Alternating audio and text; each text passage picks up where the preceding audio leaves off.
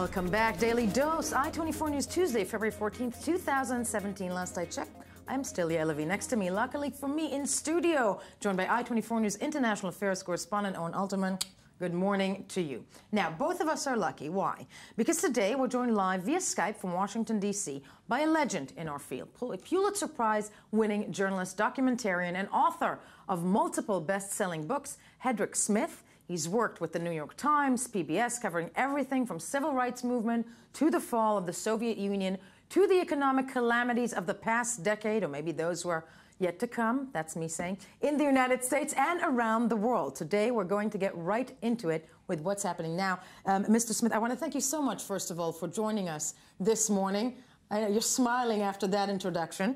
But before we start, Mr. Smith, because you really had a chance to see anything and everything, before I get into the subject at hand, did you believe you'd live to see the age of the Trump administration? No, I didn't. I don't think there was anybody practically, certainly in the American media, who thought that Donald Trump, coming as an outsider, a businessman, no government experience, no political experience, having tried to perpetrate the lie that Barack Obama was not born in the United States, that was his entree to the political world, that he could beat 15 Republican rivals and then go on and beat Hillary Clinton.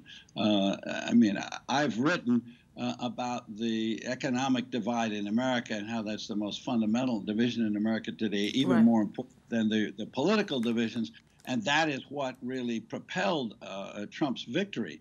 But I didn't think even with that as a fundamental that he could triumph. And I think, in the last 4 weeks since he's been in office, we've seen one of the reasons why people were so skeptical. This has been the most chaotic beginning of a presidency than I can remember. And I came to Washington during the Cuban Missile Crisis in 1962.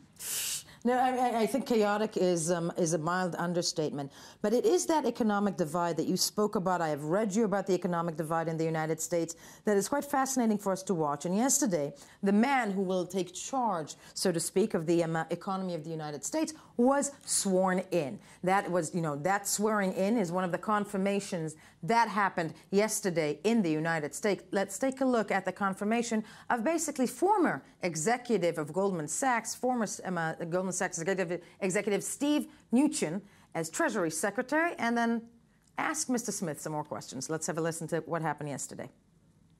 Stephen knows the system, and he will help ensure that Wall Street plays by the rules. He will use his insights to get the best possible result, most importantly, for the American worker. They've been treated very unfairly for a long time, not anymore. He will put his skills to work for America's working families, and he will help make America the greatest jobs magnet on the face of the earth. It will truly be, for our country, for the first time in a long time, a rising tide that lifts all boats and that lifts all ships. Mr. Hedrick Smith joining us, former, basically a decorated journalist, if I may call you that. Mr. Smith still joining us from the United States. That was Donald Trump, the president, swearing in the man in charge, or will be in charge, of dealing with Americans' economy. What do you foresee for the next, under this administration? If you can even imagine what the policy would be vis-a-vis maybe equating American economy amongst its people, do you see that happening in the next administration? Well, it's almost impossible to imagine. It could happen, but it's almost impossible to imagine that you could take a guy like Steve Mnuchin, a former Goldman Sachs executive, as you pointed out, and Stephen Cohen in the White House, the director of the National Economic Council, also the former president of Goldman Sachs, #2 guy in Goldman Sachs, and Steve Bannon, the president's advisor, also formerly from Goldman Sachs. And then you've got a bunch of other billionaires in the cabinet. And imagine these people doing what Trump just said, devising policies that are going to benefit the working class. Now, Mnuchin keeps saying that the Trump tax cuts, which both Trump and Mnuchin and others have promised, will not be weighted in favor of the top 1%.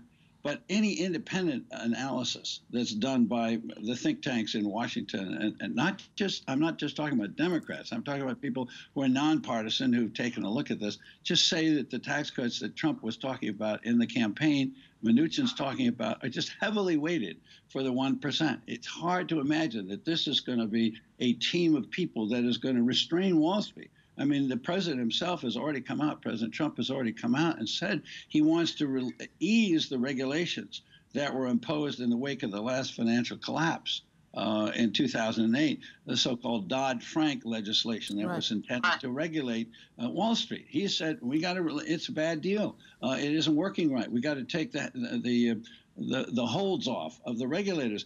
Well, I'm taken back to the period under Bill Clinton, when you had the head of the Federal Reserve Bank, you had Bob Rubin, Clinton's Treasury Secretary, and you had several other top officials, Larry Summers, the former president of Harvard, who was the Deputy Treasury Secretary, all saying we need to keep the Wall Street regulations off. Wall Street will regulate itself.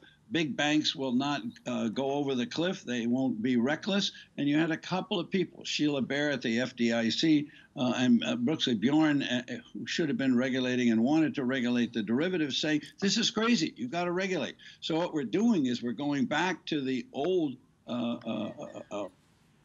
No, going back to the old guard. I mean, that's the thing that's fascinating. In the minute and a half that we have left, Mr. Smith, I'm wondering with you, and maybe Owen here can help me. When it comes to, I don't want to touch specifically on Flynn. When it comes to the U.S. and Russia, going forward, I mean, does it look as if this is the switch of relationships? Do you buy, as the journalist said, do you buy all this rumor and supposition about the Russian interference in the elections? Maybe not just rumor and supposition. Where is it heading? And why is this not bothering the American people? Well, I do buy that the intelligence services found that the Russians were, I think the Russians were hacking in the Democratic emails and so forth. There's no question about that. It does bother the American people. What you have already in the Congress is 10 senators, 5 Republicans, and 5 Democrats who said that they are going to put legislation in and get a vote that bars the president from lifting the economic sanctions against Russia. No, so, I know, Mr. Hedrick, it's sadly because I can actually continue speaking with you all day, but that's one of the fascinating pieces of information this morning. I want to thank you so much for joining us, as this is all the time that we have. Thank you so much for being with us. When we get back, something entirely different, the viral spiral that is the Web Review. Thank you very much.